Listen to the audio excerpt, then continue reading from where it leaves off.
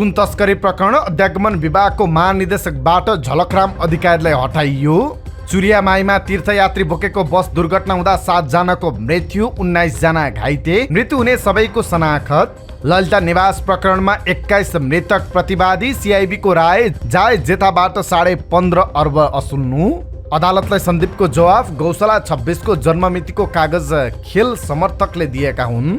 समीक्षा अधिकारीको अस्ट्रेलियाको भिसा रद्द, यस प्रकरणमा भएको के हो, यो सम्बन्धी विस्तृत जानकारी आजको समाचारमा हेर्नुहोस्। ललिता निवास प्रकरण, डाक्टर बाबुराम भट्टराईको बयान, मन्त्री परिषदमा पेश हुने प्रस्तावमा कसरी अविश्वास गर्नु, शैक्षिक प्रमाण पत्रमा नाम थर विवरण फरक परेर समस्या परेकालाई अब सहज, अब उमेर नाम र जात सच्याउन पाउने, दिवंगत टेकबहादुरका बुबासँग अङ्कमाल गर्दै रेशम चौधरीको भनाई, हाम्रो भावनामाथि खेल्ने प्रयास भयो।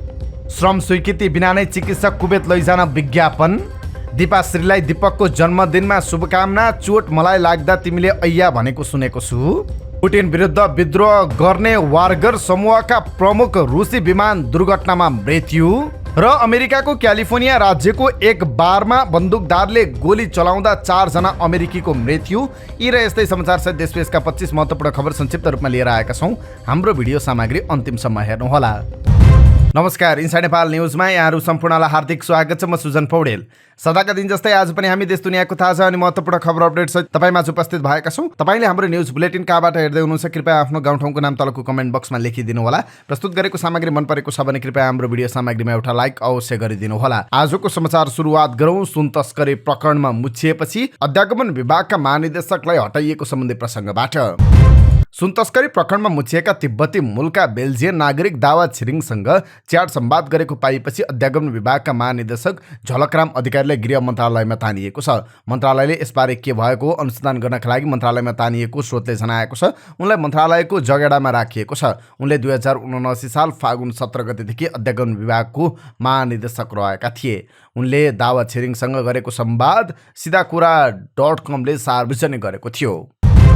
12 बस दुर्घटनामा ज्यान गुमाउने 7 जनाको शनाखत भएको छ। बाराका डीएसपी दलिराम नेउपानेका अनुसार मृत हुनेमा मौतरीको लोहारपट्टी नगरपालिका 5 का 41 वर्षीय विजयलाल पण्डित, भारतको राजस्थानका 70 वर्षीय राजेन्द्र चतुर्वेदी, 65 वर्षीय श्रीकान्त चतुर्वेदी, 67 वर्षीय बहादुर सिंह, 60 वर्षीय सरस्वती, 67 वर्षीय बैजन्ती देवी र 65 वर्षीय मीरा देवी रहेका छन्। 25 जना तीर्थालु बोकेको मध्य प्रदेश 03001 ख 7994 नम्बरको बस आज बिहान 2:30 बजे बाराको जितपुर सिमरा उपमहानगरपालिका 22 स्थित पूर्व पश्चिम राजमार्गको चुरियामाई मन्दिर नजिकै सडकबाट 15 मिटर तल खसेको थियो। दुर्घटनामा 17 जना घाइते भएका छन्। तीमध्ये 3 जना नेपाली रहेको डीएसपी नेउपानेले जानकारी दिनुभयो। भारत राजस्थानका अन्दाजी 48 वर्षीय घनश्याम चतुर्वेदी, 53 वर्षीय मायादेवी, 35 वर्षीय अनिल कुमार, 50 वर्षीय तारावती चतुर्वेदी, 48 वर्षीय श्यामलाल माली, उनकी नातिनी 9 वर्षीय कृतिका चतुर्वेदी, 47 वर्षीय हरवारी माली, 70 वर्षीय चोथी देवी, 72 वर्षीय सुरेश चन्द्र चक्रवर्ती, 73 वर्षीय रामप्रसाद, 63 वर्षीय धरमसिंह, 60 वर्षीय इन्दु धाकत, 16 वर्षीय गोविन्द चतुर्वेदी र 54 वर्षीय रामकुमार चतुर्वेदी घाइते छन्। घाइते नेपाली नागरिकहरूमा महोत्तरी जलेश्वर नगरपालिकाका 38 वर्षीय बिहारी मुखिया, धनुषाको मौवा गाउँपालिका 18, जनकपुरका 41 वर्षीय धुरन मण्डल, महोत्तरीको लोहारपट्टी नगरपालिका 5 का 26 वर्षीय बसवेन्द्र पासवान रहेका छन्। बस दुर्घटनापछि फरार रहेका चालक र सहचालकलाई प्रहरीले धनुषाबाट नियन्त्रणमा लिएर सोधपुछ भइरहेको डीएसपी नेउपानेले जानकारी दिनुभयो।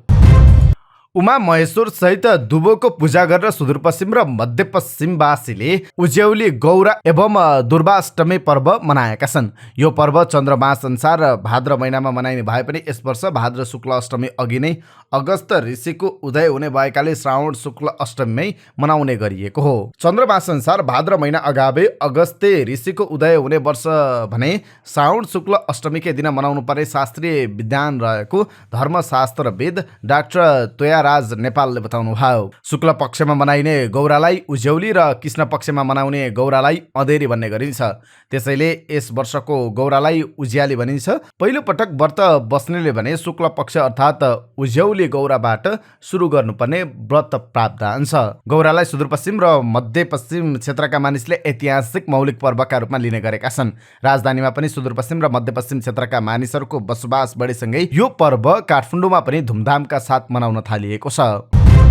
संसदीय समिति सभापतिको निर्वाचन यही भदौ 11 गते हुने भएको छ। सभामुख देवराज घिमिरेको कार्यकक्षमा बिहिबार बसेको प्रमुख 4 राजनीतिक दलका प्रमुख सचेतक र सचेतकहरूको बैठकले भदौ 11 गते 10वटै विषयगत समितिका सभापतिको निर्वाचन गर्ने निर्णय गरेको छ। यसको निम्ति भदौ 10 गतेदेखि नै प्रक्रिया सुरु हुने सभामुखको सचिवालयले जनाएको छ। बालुवाटार स्थित ललिता निवासको 143 रोपनी सरकारी जग्गा हडपिएको प्रकरणमा संलग्न 21 जनाको मृत्यु भइसकेको पाइएको छ। केन्द्रीय अनुसन्धान ब्युरो सीआईबीले गरेको सरकारी लिखित कृत्य तथा संगठित अपराध अनुसन्धानका क्रममा छानबिनको दायरामा परेका राणा परिवार, कर्मचारी, जग्गा घुस पाउने नातेदार र मोही मध्ये 21 जनाको विभिन्न मितिमा मृत्यु भएको पाइएको छ।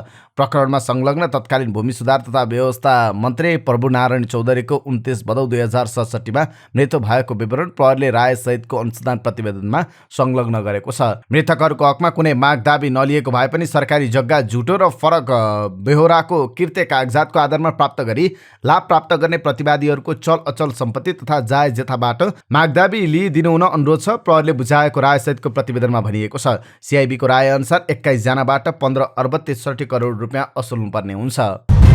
बलात्कारको आरोप लागेका क्रिकेटर सन्दीप लामिछानेले पीडित किशोरी गौशाला 26 को जन्ममितिको कागज एकजना खेल समर्थकले दिएको अदालतमा जवाब दिएका छन्। गत हप्ता काठमाडौँ जिल्ला अदालतले सन्दीपले पेश गरेको गौशाला 26 को जन्ममितिको कागजको आधिकारिकतामा प्रश्न उठाएपछि उनले आइतबार यस्तो जवाब दिएका हुन्। मैले सम्मानित अदालतमा बयान दिने दिन धेरैजना शुभचिन्तकहरू मलाई भेट्न आउनुभएको थियो र सोही क्रममा मेरो एकजना खेल समर्थकले उक्त जन्मदत्ताको किताबको सम्बन्धित पृष्ठको प्रतिलिपि दिनुभएको थियो। सन्दीपले जन्ममिति कागजात बारे अदालतमा दिएको बयानलाई उद्धृत गर्दै जिल्ला अदालत स्रोतको भनाइ उद्धृत गर्दै onlinekhabar.com ले खबर लेखेको छ। 2079 कार्तिक 15 गते बलात्कार मुद्दामा पहिलोपटक बयान दिने क्रममा सन्दीपले गौशाला 26 को जन्ममिति 18 असार 2061 भएको कागज पेश गरेका थिए। बलात्कारको अभियोग इन्कार गरेका सन्दीपले किशोरी गौशाला 26 को उमेर 18 वर्षभन्दा बढी भएको प्रमाणका रूपमा जन्मदत्ताको दर्ता किताब भन्दै सो कागज पेश गरेका थिए। पीडित किशोरले आफूमाथि बलात्कार भएको भनेको दिन उनी 18 वर्ष पुरा भइसकेको प्रमाणित हुने गरी सन्दीपले अदालतमा कागज पेश गरेका थिए। पछि अदालतले पनि गौशाला 26 को जन्मदर्ता रहेको ओडाबाट कागजात र विवरण मगाएको थियो। ओडा कार्यालयले 9 जेठ 2080 मा जिल्ला अदालतमा पठाएको पत्रमा अनलाइन मार्फत जन्मदर्ता भएकाले अभिलेख नरहेको जवाब दिएको थियो। ओडा कार्यालयले जन्मदर्ताको अभिलेख नरहेको भन्ने तर सन्दीपले पीडितको जन्मदर्ताको दर्ता किताबको प्रतिलिपि भनेर कागज पेश गरेपछि अदालतले प्रश्न उठाएको थियो। गत साता जिल्ला अदालत काठमाडौँले उक्त जन्मदर्ताको कागज सन्दीपले कहाँबाट ल्याएका हुन् शनाखत गराई उनले उल्लेख गरेको ठाउँबाट प्रमाणित कागजात झिकाउनु भनी आदेश दिएको थियो। सोही आदेशका आधारमा सन्दीपले गत आइतबार जिल्ला अदालतमा कागज गरेको जिल्ला अदालत स्रोतले बताएको छ। आफूले हेर्दा उक्त प्रमाण गौशाला 26 सँग सम्बन्धित देखिएकाले न्याय निरूपणमा सहयोग हुन पुग्ने ठानी बयानका क्रममा पेश गरेको सन्दीपले बताएका छन्। उनले जिल्ला अदालतमा गरेको कागजमा भनेका छन्, सो कागज मलाई कसले दियो उहाँको नाम मलाई थाहा छैन। उहाँले सो कागज कहाँ र कुन निकायबाट ल्याउनुभयो त्यो कुराको जानकारी मलाई छैन। नेपाली कङ्ग्रेसमा भर्खरै सिर्जना भएको नेपाली कङ्ग्रेस रूपान्तरण अभियानका नेताहरूले नक्कली भुटानी शरणार्थी प्रकरणको अनुसन्धान अगाडि बढाइएका बेला प्रहरी अधिकृतहरूको सरुवाप्रति आपत्ति जनाएको छ। भ्रष्टाचार काण्डमा अनुसन्धान गरिएका प्रहरी अधिकारीले अस्वाभाविक रूपमा सरुवा गरिनुले निष्पक्ष छानबिनमाथि नागरिक तहमा गम्भीर प्रश्न उठेको उनीहरूले विज्ञप्ति मार्फत जनाएका छन्। नेपाली कङ्ग्रेस रूपान्तरण अभियानका अगुवा नेताहरू मधु आचार्य, डाक्टर गोविन्दराज पोखरेल, गुरुराज घिमिरे, रञ्जित कर्ण, देवराज चालिसे, भूपेन्द्र जङ साई, भरत बहादुर खड्का र सुभाष लोनले विज्ञप्ति निकालेर प्रहरी सरुवाप्रति असन्तुष्टि व्यक्त गर्नुभएको छ। नेपाल सुधार नहुनुमा अनियन्त्रित भ्रष्टाचार भएको उनीहरूको निष्कर्ष छ। आजको प्रतिनिधि सभामा प्रतिनिधि सभाका सांसदहरूले विभिन्न विषयमा आफ्नो भनाइ राखेका छन्। बिहिबार प्रतिनिधि सभा बैठकमा बोल्दै प्रतिनिधि सभा सदस्य डोल प्रसाद अर्यालले सरकारले श्रमिकहरूको पारिश्रमिक बढाउनु सकारात्मक भएको बताउनुभयो। उहाँले उद्योगी व्यवसायले बढेको पारिश्रमिक लागू गर्न नसक्ने बताइरहेको भन्दै बढेको पारिश्रमिक लागू गर्न सरकारले वातावरण बनाइदिनु पर्ने बताउनुभयो। उहाँले पारिश्रमिक वृद्धि लागू गर्न नसके राम्रो सन्देश नजाने बताउनुभयो। त्यस्तै प्रतिनिधि सभा सदस्य तेजुलाल चौधरीले 8 वर्ष अघि टिकापुरमा थारूहरूको आफ्नो हक अधिकार पहिचान र भूगोलका लागि राजनीतिक आन्दोलन भएको भए पनि थारूहरू जेल जीवन बिताइरहेको उल्लेख गर्दै उनीहरूलाई जेलमुक्त गर्न माग गर्नुभयो। उहाँले थारूहरूमाथि राज्यले दमन र विभेद गरेको भन्दै थारूहरू पुनः जुरुमुराउन सक्ने बताउनुभयो। आज टिकापुर घटनाको 8 वर्ष भएको छ। अहिले धेरै थारूहरू जेल जीवन बिताइरहेका छन्। केही थारूहरू देश बाहिर र देशमा लुकेछिपी बसेको हुनाले उहाँहरूलाई छोड्दिन मैले जोरदार माग गर्दछु। थारू आन्दोलन विशुद्ध राजनीतिक आन्दोलन हो। त्यस्तै प्रतिनिधि सभा सदस्य दिपा शर्माले चिकित्सा शिक्षा र प्राविधिक शिक्षामा देखिएको समस्या समाधान गर्न सरकारको ध्यान आकर्षण गराउनु भयो। त्यस्तै प्रतिनिधि सभा सदस्य दुर्लभ थापाले भक्तपुरमा बाल सुधार गृहमा कमल बस्नेतको निधन भएको घटनाको सत्य तथ्य बाहिर ल्याई घटनामा संलग्नलाई कारबाही गर्न माग गर्नुभयो। त्यस्तै प्रतिनिधि सभा सदस्य देवराज तिमिल सिन्हाले रौतडको श्रीराम सुगर मिल 2 वर्षदेखि बन्द भएको भन्दै तत्काल सञ्चालन गर्न सरकारसँग माग गर्नुभयो। त्यस्तै प्रतिनिधि सभा सदस्य प्रकाशमान सिंहले काठमाडौँ उपत्यकाका 22 नदीलाई व्यवस्थापन गर्न काठमाडौँ उपत्यका नदी व्यवस्थापन गुरु योजना बनाएर काम अगाडि बढाउनु पर्ने बताउनुभयो। त्यस्तै प्रतिनिधि सभा सदस्य प्रदीप पौडेलले इन्जिनियरिङ अध्ययन संस्थानमा 200% शुल्क वृद्धि गरिएको भन्दै शुल्क वृद्धिको निर्णय फिर्ता लिन माग गर्नुभयो। अबको क्रममा समीक्षा अधिकारीको यति बेला भाइरल भएको समाचार र यसको वास्तविकता के हो यो सम्बन्धी प्रसङ्ग। अस्ट्रेलियाले गायकका समीक्षा अधिकारीको भिसा रद्द गरिदिएको छ। अस्ट्रेलिया सरकारको डिपार्टमेन्ट अफ होम एफेयर्सले वेबसाइटमा विवो चेक गर्दा समीक्षाको यसअघि लागेको 1 वर्षको भिसा देखिएको छैन। यसको अर्थ उनको भिसा रद्द भएको पुष्टि हुन्छ। होम एफेयर्सले केही दिन अगाडि समीक्षाको नाममा रहेको अस्ट्रेलियाको सब क्लास 408 भन्ने भिसा रद्द गरिदिएको हो। उनको भिसा रद्द किन भयो यसको कारण भने अलग छ। गत वर्षको फागु पूर्णिमामा सिडनीमा आयोजित एक कार्यक्रमका लागि समीक्षा त्यहाँ पुगेकी थिइन्। त्यो बेलामा समीक्षाले उमेर 18 वर्ष नपुगेको कारणले उनले केयर टेकरको रूपमा आफ्नै दिदीलाई समेत लगेर गएकी थिइन्। त्यसपछि समीक्षा नेपाल फर्किए पनि दिदी चाहिँ अस्ट्रेलियामै बसिन्। यसको केही महिनापछि पुनः अस्ट्रेलिया जान लाग्ने क्रममा अर्को एक केयर टेकरको लागि भिसा एप्लाई गरेकी थिइन्। यो बेलामा केयर टेकरको भिसा लागेन, साथै समीक्षाको भएको 1 वर्षको भिसा पनि रद्द भएको देखिएको छ। उनको भिसा के कारणले रद्द भएको खुलेको छैन, तर रजिस्टर माइग्रेसन एजेन्टका अनुसार यस्ता भिसा रद्द हुनुका केही कारणहरू छन्। ब्रिस्बेन स्थित रजिस्ट्रार माइग्रेन एजेन्ट नारायण कोइरालाले मापदण्ड पूरा नगरेको बेला यस्तो भिसा रद्द भएको हुन सक्ने बताउनुभयो। यस्तो व्यक्तिले पुनः एप्लाई गर्दा 3 वर्षसम्म रोक लाग्न सक्ने उहाँको भनाइ छ। तीज पर्वको छेकमा अस्ट्रेलियामा आयोजना गर्न लागि 13वटा इभेन्टका लागि समीक्षा अस्ट्रेलिया जाने तयारीमा थिइन्। समीक्षाको भिसा अहिले पनि पेन्डिङमा रहेको र होम एफेयर्सले थप कागजात मागेको भन्ने बुझिएको छ। यता गायकका समीक्षा अधिकारीले भने आफ्नो अस्ट्रेलियाको भिसा रद्द भएको कुराको खण्डन गरेकी छन्। उनले सामाजिक सञ्जालमा यसबारे भइरहेको चर्चामा कुनै सत्यता नरहेको र यो कपोल कल्पित भएको बताएकी छन्। सामाजिक सञ्जाल फेसबुकमा स्ट्याटस लेख्दै उनले आफू 18 वर्ष पुगिसकेको र गार्जियनसिप एप्लाई गरेको कुरामा पनि सत्यता नरहेको उल्लेख गरेकी छन्। उनले आफ्नै दिदी गैर कानुनी ढङ्गले अस्ट्रेलियामै लुकेको भन्ने आशयको समाचारप्रति पनि आपत्ति जनाएकी छन्। एउटा उमेर पुगेको मान्छे अस्ट्रेलिया नियम परिधिभित्र रहेर आफ्नो बसाइ अस्ट्रेलियामा लम्बाएर बस्दा एकतर्फी रूपले अलिकति कुरा पनि नबुझी किन ममाथि प्रहार गर्नुभयो। अहिलेको मेरो भिसा निवेदनको स्थितिमा फाइनान्सको केही डकुमेन्ट थप गर्नुपर्ने स्थितिमा मैले पठाइसकेको छु, भएको यति हो समीक्षाले लेखेकी छन्। मसँग एकचोटि सोधेको भए दिदीको बारेमा मै तपाईँलाई बताउँथे। मेरो दिदीले कुनै नियम तोडेर होइन अस्ट्रेलियाको नियम परिधिमा रहेर त्यहाँ पढ्दै हुनुहुन्छ। दिदीसँगको कुरा जोडेर प्लिज म र मेरो परिवारलाई तथ्यहीन कुरा नलेखिदिनुहोस्। सक्नुहुन्छ 2वटा मिठा शब्द बोलिदिनुहोस् जसले मनोबल बढोस्। सक्नुहुन्न मलाई मानसिक तनाव नदिनुहोस्। ललिता निवास जग्गा अनियमितता प्रकरणमा कृत्यको आरोपमा अनुसन्धान हुँदा सरकारी साक्षीको रूपमा कागज गर्नुभएका पूर्व प्रधानमन्त्री डाक्टर बाबुराम भट्टराईले विश्वासका आधारमा निर्णय गरिएको बताउनु भएको छ।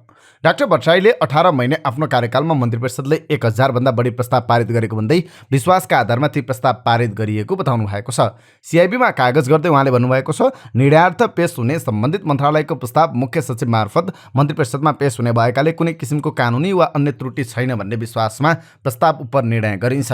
ललिता निवास क्षेत्रमा करिब 3.5 रोपनी भन्दा बढी सरकारी जग्गा बाँकी थियो। भूमाफियाहरूले त्यो जग्गा पशुपति टिकिन्सा गुठीको रहेको दाबी गर्दै नक्कली कागजात तयार पारेको सिआइबीको दाबी छ। त्यही कागजातका आधारमा गुठी संस्थानले सरकारी समर्जङ कम्पनीको नाममा रहेको सरकारी जग्गा गुठीका नाममा दर्ता गर्न मन्त्री परिषदमा प्रस्ताव पठाएको थियो। गुठीका नाममा जग्गा दर्ता भएपछि मोहीका नाममा जग्गा बाँड्न पाइने भएकाले भूमाफियाहरूले चलखेल गरेको सरकारी अध्ययन प्रतिवेदनमा उल्लेख छ। त्यही प्रस्तावका आधारमा 14 असोज 2069 सालको मन्त्री परिषदको बैठकले पुनः नापी बमोजिम नेपाल सरकार समर्जङ कम्पनीको नाममा दर्ता भएको जग्गाको दर्ता सच्चाई साबिक लगत बमोजिम श्री पशुपति टिकिन्सा गुठीको नाममा दर्ता गर्न स्वीकृति दिने भनी निर्णय गरिएको थियो। करिब 3.5 रोपनी जग्गाबारे निर्णय भएपछि 5 रोपनीभन्दा बढी जग्गा नक्कली मोहीका नाममा दर्ता भएको अनुसन्धानबाट खुलेको छ। पूर्व प्रधानमन्त्री भट्टराईले उक्त निर्णयमा आफ्नो व्यक्तिगत र पारिवारिक स्वार्थ नरहेको, चाहना वा चासो नजोडिएको दाबी गर्नुभएको छ। बयानमा उनले भन्नुभएको छ, मेरो सार्वजनिक जीवन र नैतिक आचरण निष्कलङ्क रहिआएको छ। यसरी चर्चामा आएको प्रस्तुत विषयमा मेरो कुनै किसिमको बदनियत वा गलत मनसायले गरिएको निर्णय होइन। जन्मदर्ता, शैक्षिक प्रमाणपत्र तथा नागरिकतामा उमेर, नाम, थर लगायत विवरण फरक परेर समस्यामा परेका विद्यार्थीका लागि अब सहज भएको छ। सरकारले यस सम्बन्धी नियमावली संशोधन गरी फरक विवरण सच्याउन पाउने व्यवस्था गरेको छ। बुधबार बसेको मन्त्रीपरिषद बैठकले उमेर, नाम र जात सच्याउने तेस्रो संशोधन 2080 संशोधन गरेको छ। संशोधन अनुसार अब यसै जुनसुकै समयका प्रमाणपत्र पनि सच्याउन सकिनेछ। यसअघि प्रमाणपत्र पाएका मितिले 6 महिनाभित्र सच्याउनका लागि दरखास्त दिनुपर्ने प्रावधान थियो। यसलाई 5 वर्ष बनाइएको छ। तर 5 वर्ष नआएको हकमा पनि यो नियम लागू भएको 1 वर्षभित्र दरखास्त दिएर सच्याउन सकिने प्रावधान राखिएको छ।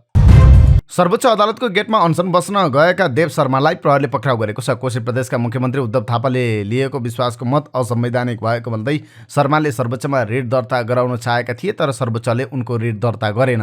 नेकपा एमाले कोशी प्रदेश संसदीय दलका नेता एकमत कार्कीको रिट भने दर्ता भएको भन्दै विभेद विरुद्ध शर्मा अनसन बस्न सर्वोच्च अदालतको गेटमा पुगेका थिए। सोही क्रममा उनलाई पक्राउ गरिएको हो।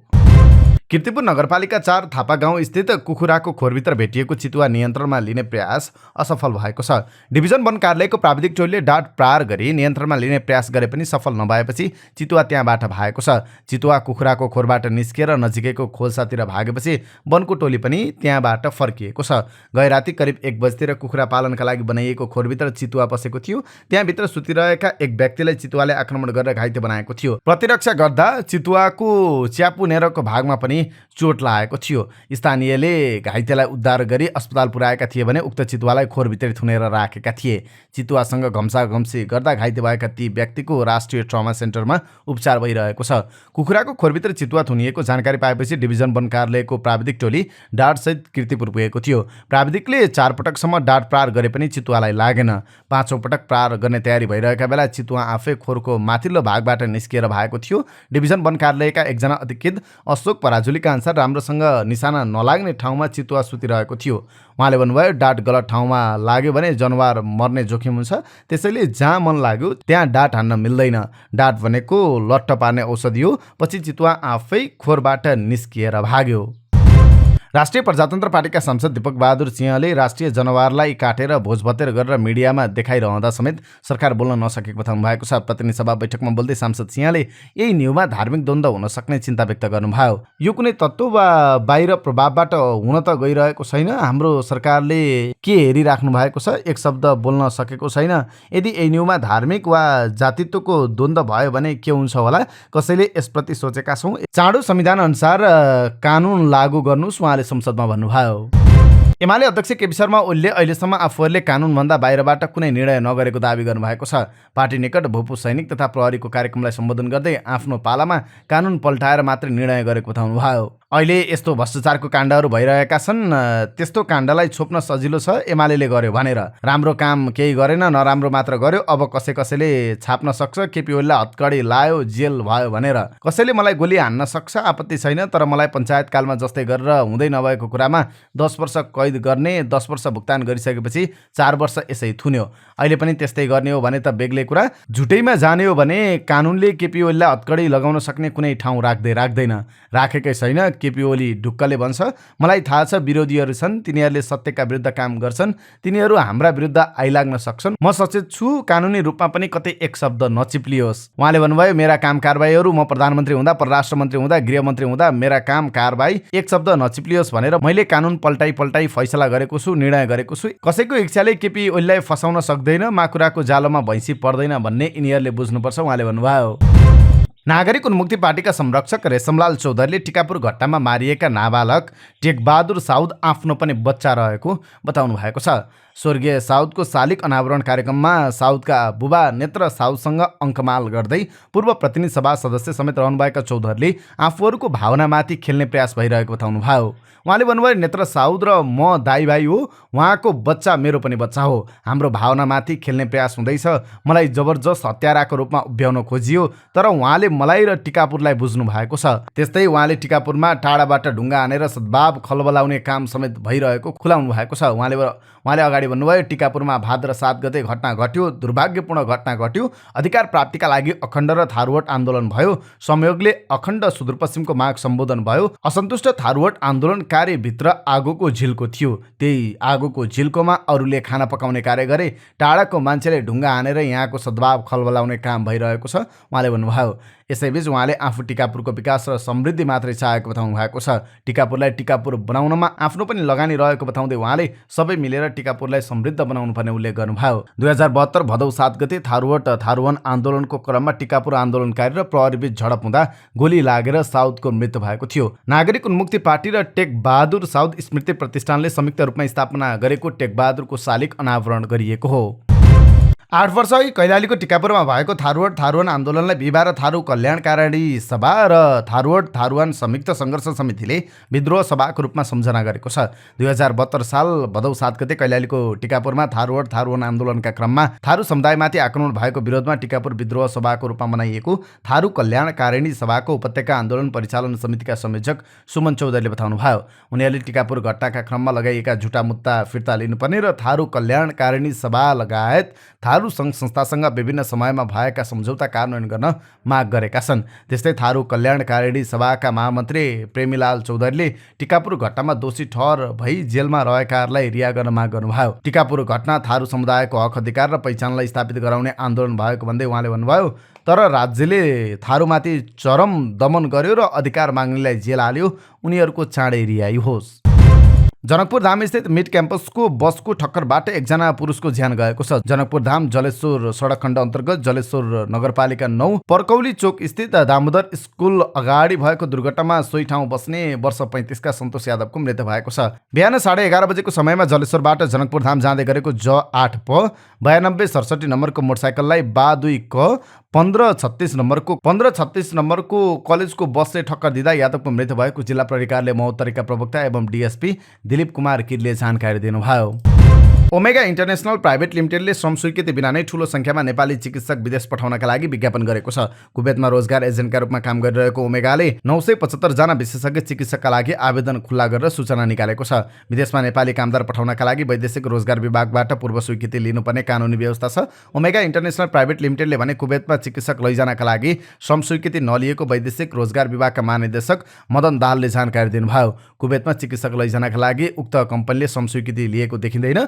विभागबाट अनुगमनका लागि जानुभएको छ। उहाँहरू फर्किएपछि थप कुरा प्रष्ट होला। श्रम स्वीकृति नलिएसम्म विज्ञापन गर्न पाइँदैन उहाँले भन्नुभयो। तर ओमेगा इन्टरनेसनल प्राइभेट लिमिटेडका एक कर्मचारीले भने पुरानो माग नै रहेकाले अहिले विज्ञापन गरिएको दावी गरेका छन्। अहिले ठूलो संख्यामा विशेषज्ञ चिकित्सकको माग भएको छ। एमडी गरेपछिको 3 वर्ष काम गरेको अनुभव आवश्यक पर्छ। ती कर्मचारीले भने सबै क्षेत्राधिकार मिल्यो भने चाँडै नै अन्तर्वार्ता हुनेछ। ओमेगाले सार्वजनिक गरेको सूचना अनुसार कुवेतको अस्पतालमा काम गर्ने गरी विभिन्न 7वटा विधामा विशेषज्ञ डाक्टरहरू माग गरिएको छ।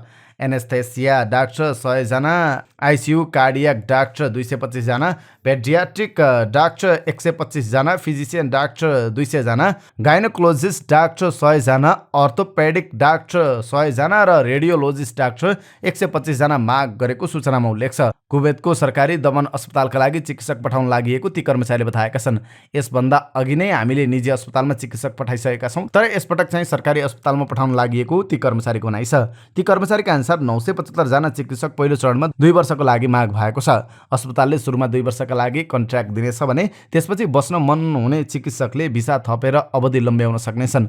विशेषज्ञ चिकित्सकको तलब 7,11,000 देखि 12,70,000 सम्म हुने ओमेगाले जानकारी दिएको छ। उक्त तलबमा चिकित्सकले मासिक 26 दिन काम गर्नुपर्ने सूचनामा उल्लेख छ। कुवेत पठाउने खर्चका लागि ओमेगाले 6 लाखको हाराहारीमा लाग्ने जनाएको छ। भदौको अन्तिमबाट अन्तर्वार्ता लिन सुरु गर्ने ती कर्मचारीको भनाइ छ। सबै डकुमेन्ट पुरा भएमा अन्तर्वार्तामा बस्न सकिनेछ। अन्तर्वार्ता कुवेत अस्पतालबाट भर्चुअलबाट नै लिइनेछ। कुवेतको दमन अस्पतालले सुरुको महिना खाना र बस्ने व्यवस्था समेत दिने उनले बताएका छन्, तर दोस्रो महिनाबाट भने खानाको व्यवस्था चिकित्सक आफैले गर्नुपर्ने हुन्छ। महाकाली नदीमा जलसतहले सतर्कता तह पार गरेको छ। बाढी पूर्वानुमान महाशाखाका अनुसार डडेलधुरा स्थित पारी गाउँ स्टेसनमा जलसतह 5.89 मिटर पुगेको छ। महाकालीको सतर्कता तह 5.80 मिटर हो। खतराको तह 7 मिटर तोकिएको छ। अहिले पानीको बहाव स्थिर भए पनि आज सुदूरपश्चिम प्रदेशमा भारी वर्षाको सम्भावना रहेकाले जलसतह बढ्ने पूर्वानुमान छ। पूर्वानुमान महाशाखाले तटीय क्षेत्रका नागरिकलाई सतर्कता अपनाउन अनुरोध गरेको छ। छक्का पञ्जा फिल्मले निर्देशक तथा अभिनेत्री दिपाश्री निरौलाको बिहिबार जन्मदिन। उनको बर्थडेमा केक काट्ने कार्यक्रम त हुने नै भयो। उनलाई बिहानैदेखि शुभकामनाको ओइरो लागेको थियो। यस्तोमा दिपाश्रीलाई दीपकराज गिरीको शुभकामना दिने शैलीले भने धेरैको ध्यान खिचेको छ। दीपकले फेसबुकमा दिपा र आफ्नो तस्बिर पोस्ट गर्दै दिपालाई आफ्नो जीवनकै उत्कृष्ट साथी भएको बताएका छन्। दिपालाई 3 दशक अघि पहिलोपटक भेट्दाखेरिको स्मरण गर्दै दीपकले दिपाको खुलेर प्रशंसा गरेका छन्। काव्य शैलीमा दीपकले लेखेको शुभकामना पोस्टमा दीपकले लेखेका छन्, यो केटी त कस्ती घमण्डी, म यो भन्छे बोल्न त परे जाओस् हेर्दा पनि हेर्दिन। आजभन्दा करिब 3 दशक अघि तिमीसँगको पहिलो भेट मलाई आज पनि याद छ। जसरी हामी किताबको कभर हेरेकै भरमा पुरै विषय अनुमान गर्छौं, ठिक त्यस्तै तिमी प्रतिको धारणा पनि तुरुन्तै बनाएको थिएँ मैले। तर मलाई थाहा थिएन त्यो त्यही केटी हो जो अरूको पीडालाई आफ्नो सम्झेर समय बिताउँछे। जिन्दगीको खेलमा आफू हार्छे तर अरूलाई जिताउँछे। म प्रतिको तिम्रो योगदानलाई त मैले सिर्फ एक शब्दमा बुनेको छु, चोट मलाई लाग्दा तिमीले ऐया भनेको सुनेको छु। कमजोरी पनि भनिदिन्छु, यहाँ हरेकको हातमा क्याल्कुलेटर छ। कहाँ फाइदा छ, कहाँ बेफाइदा छ, कहाँ जोड छ, कहाँ बिजोड छ। यस्तो दिमागको सहरमा पनि तिमी मनको कुरा गर्छौ, त्यसैले त तिम्रो हिसाब चाहिँ अलिक कमजोर छ। मेरो जिन्दगीको उत्कृष्ट साथीलाई जन्मदिनको लाखौं करोडौं र अरबौं शुभकामना उनले स्ट्याटसमा लेखेका छन्। अब के अन्तर्राष्ट्रिय प्रसङ्ग। जुनमा रुसी राष्ट्रपति भ्लादिमिर पुटिन विरुद्ध विद्रोह गरेका एभगेनी प्रिगोजिनको बुधबार राति भएको विमान दुर्घटनामा मृत्यु भएको छ। उनी निजी सेना वार्गर समूहका प्रमुख थिए। समाचार एजेन्सी रोयटर्सले रुसको एजेन्सी टासलाई उद्धृत गर्दै यो खबर दिएको हो। दुर्घटनामा थप 9 जनाको मृत्यु भएको बताइएको छ। जानकारी अनुसार सो दुर्घटना बुधबार दिउँसो मस्कोको उत्तरी क्षेत्रमा भएको हो। रुसको नागरिक उड्डयन प्राधिकरणले एभगेनीको नाम यात्रु सूचीमा समावेश भएको मात्रै जानकारी दिएको थियो। यो एयरबस विमान मस्कोबाट सेन्ट पिटरबर्ग जाँदै थियो। प्रिगोजिनले जुनमा पुटिन विरुद्ध विद्रोह गरेका थिए र त्यसपछि उनी कथित रूपमा बेलारुस गएका थिए। त्यसैले उनी कहिले र कसरी रुस पुगे भन्ने खुलाइएको छैन। एक रुसी अधिकारीले स्काई न्युजलाई भनेका छन्, हामीले दुर्घटनाको अनुसन्धान सुरु गरेका छौँ। 2 दिन अगाडि मात्र प्रिगोजिनको पहिलो भिडियो सार्वजनिक भएको थियो। सामाजिक सञ्जालमा दुर्घटनाका केही भिडियोहरू छन् तर यसको प्रमाणिकता पुष्टि हुन बाँकी छ। प्रिगोजिन 1 जुन सन् 1961 मा सेन्ट पिटरबर्गमा जन्मिएका थिए। पुटिन जस्तै एभगेनी पनि सेन्ट पिटरबर्गमा हुर्किएका थिए। रुसी अदालतका कागजात अनुसार एभगेनीलाई सन् 1981 मा आक्रमण, डकैती र धोखाधडीमा दोषी ठहराइएको थियो र 13 वर्षको जेल सजाय सुनाइएको थियो। तर सोभियत सङ्घको पतनपछि 9 वर्षपछि एभगेनी रिहा भएका थिए। जेलबाट बाहिर आएपछि एभगेनीले व्यापार गर्ने निर्णय गरे। सबैभन्दा पहिले हट डग स्टल स्थापना गर्न थाले, त्यसपछि रेस्टुरेन्ट खोले। एभगेनी रुसी सरकारद्वारा समर्थित लडाकुहरूको खतरनाक समूह वार्गरसँग पनि सम्बन्धित छन्। धेरै वर्षको अड्कलबाजीपछि सेप्टेम्बर 2022 मा एभगेनी आफैले यसलाई स्वीकार गरेका थिए। रुसको निजी सेना भनिने वार्गर आर्मी सन् 2014 मा गठन भएको थियो। युरोपेली सङ्घ र अमेरिकी ट्रेजरी डिपार्टमेन्टका अनुसार एभगेनी प्रिगोजिनले यस निजी सेनालाई कम्पनीको रूपमा कोष दिन्छन्। प्रिगोजिनले धेरै वर्षसम्म वार्गरको सेनासँग कुनै पनि संलग्नता अस्वीकार गरेका थिए। उनले वार्गरसँग सम्बन्ध रहेको दावी गर्दा पत्रकारमाथि मुद्दा हालेका थिए। यता वार्गर समूहका प्रमुख एभगेनी प्रिगोजिनले आफ्नो मृत्युपत्रमा आफैले हस्ताक्षर गरेको युक्रेनले बताएको छ। युक्रेनका राष्ट्रपति भ्लोदिमिर जेलेन्स्कीका सल्लाहकार मिखाइलोले ट्विटरमा यसबारे एक पोस्ट लेखेका छन्। उनले भनेका छन्, युद्धको कुहिरो हट्न पर्खनुपर्छ, तर यो स्पष्ट छ कि प्रिगोजिनले त्यति नै बेला आफ्नो विशेष मृत्युपत्रमा हस्ताक्षर गरिदिएका थिए जब उनले लुकासेन्कोको विचित्र प्रत्याभूति र पुटिनको सम्मानले भरिएको शब्दमाथि विश्वास गरे। उनले लेखेका छन्, सैन्य कुको कोसिसको 2 महिनापछि प्रिगोजिन र वार्गर नदेखिनु। सन् 2024 को चुनावभन्दा अगाडि रुसका अभिजात वर्गलाई पुटिनले दिएको सङ्केत हो। सावधान, वफादारी नदेखाउनु मृत्यु बराबर हो, उनले लेखेका छन्। हिमाचल प्रदेशमा बिहिबार बिहान केही घरहरू गर्ल्याम गुर्लुम ढलेका छन्। हिमाचल प्रदेशका मुख्यमन्त्री सुरविन्दर सिंह सुखुले घरहरू ढलेको भिडियो सामाजिक सञ्जाल एक्समा राखेका छन्। भारतीय सञ्चार माध्यमका अनुसार भारी वर्षाका कारण कुलुङ जिल्लाको अन्य भन्ने ठाउँमा बिहिबार बिहान ती घरहरू बनेको ठाउँमा पहिरो गएको हो। घरहरू भत्किँदा मानवीय क्षति भने भएको छैन। मुख्यमन्त्री सुखुले उक्त क्षेत्रको जोखिमबारे पहिला नै थाहा भएकाले मानिसहरूलाई 2 दिन अगाडि सुरक्षित स्थानमा सारिएको बताएका छन्। अमेरिकाको क्यालिफोर्निया राज्यको एक बारमा एकजना बन्दुकधारले अन्धाधुन्द गोली चलाउँदा 3 जनाको मृत्यु हुनुका साथै अन्य 6 जना घाइते भएको प्रहरीले जनाएको छ। घटनामा गोली चलाउनेको पनि मृत्यु भएको छ। गोली आनान भएको बेला सरकारी अधिकारी पनि भएकाले आक्रमणकारी पनि मारिएको बताइएको छ। घटनामा कुनै पनि सरकारी अधिकारी घाइते भएका छैनन्। घटनास्थलमा 4 जनाको मृत्यु भएको पुष्टि भएको छ। गोली हान्ने व्यक्ति पनि मारिएका छन्। घाइते 6 जनालाई अस्पतालमा लगिएको छ। अरेन्ज काउन्टीका शेरिफले सामाजिक सञ्जालमा भनेका छन्। स्रोतलाई उद्धृत गर्दै अरेन्जले घरायसी विवादका कारण घटना भएको बताएका छन्। यिनै समाचार सामग्री सहित हामी समाचारको अन्त्यमा आइपुगेका छौँ। प्रस्तुत गरेको समाचार सामग्रीमा तपाईँको केही टिका टिप्पणी भए तलको कमेन्ट बक्समा लेखिदिनु होला। दैनिक रूपमा सत्य अनि तथ्य खबर अपडेटका लागि हाम्रो यस युट्युब च्यानललाई सब्स्क्राइब गर्न नबिर्सिनु होला। हाम्रो बिहानी न्युज बुलेटिन हरेक दिन बिहान 5:30 बजे हाम्रो यस युट्युब च्यानलमा हेर्न सक्नुहुन्छ। जहाँ जाँदै प्रस्तुत गरेको सामग्री मन परेको छ भने कृपया हाम्रो भिडियो सामग्रीमा एउटा लाइक अवश्य गरिदिनु होला। तपाईँको बाँकी पल्लो सुखद रहोस्।